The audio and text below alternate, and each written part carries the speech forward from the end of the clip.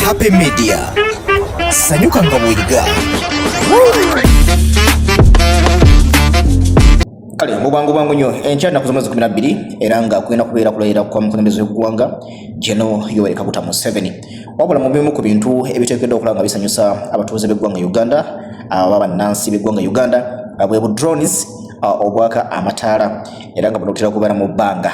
Kati nno buteereddwawo okulaba nti busanyusa tuyinza okuyita nga akasiki kubanga omukolo omukulu gwa nkya nga 12. Yes, kati buno buteereddwawo era ku mutimbagano gwa X gavumenti y'eggwanga Uganda yabadde situtega nti ssaawa zigenda kubeera 2 za nnyini ez'ekiro nga budone buno drone buli mu bbanga mwanatunga bulaga ebimu ku bintu bigenda okuba nga abantu bisanyusa bannayuganda. Era waliwo abamu abadde babulinze waliwo ababulinze ne batuuka n'okugamba nga bu drone tetubulaba drone zitudda bane nga tetuziraba nga tezituuka eno waffe nga tetuziraba. Manyi singa oba nga walaba 2022 World Cup bu drone buneno eggwanga ekkata lyabweyambisa nnyo.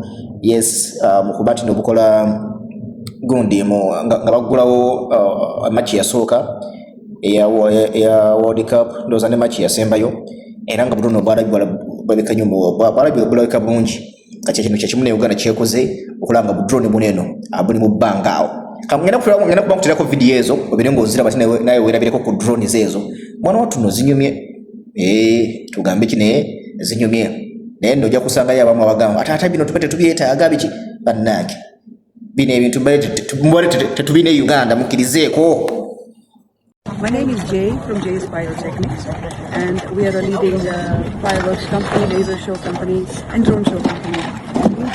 We do drone shows across East Africa, and we're very proud to be currently in Uganda, and we want to showcase and present a beautiful drone show.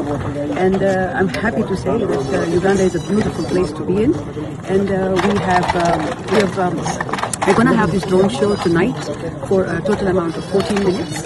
And for this show, I was contacted by the NRM Secretariat through the Dr. Honorable Rosemary Senende, and she has been continuously contacting us and correcting us on the communication, on the animations, and she has made it very possible for us to have a very successful design for the drone show. And we are so proud to be part of this historic moment. And I hope everybody in Uganda will thoroughly enjoy and have very good memories of this drone show. Please look forward and look into the sky, and we're looking forward to giving you a fantastic show. Thank you.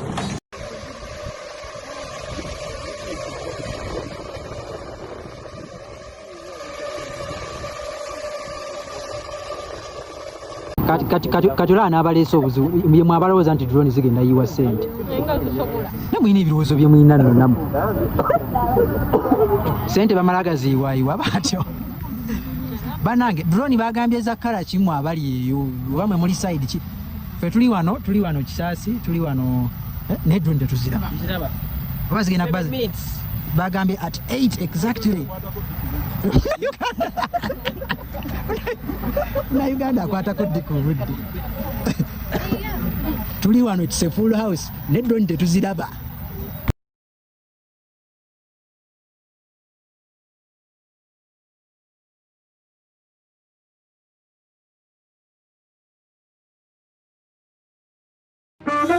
Happy Media. Sanyuka nga bw'oyiga.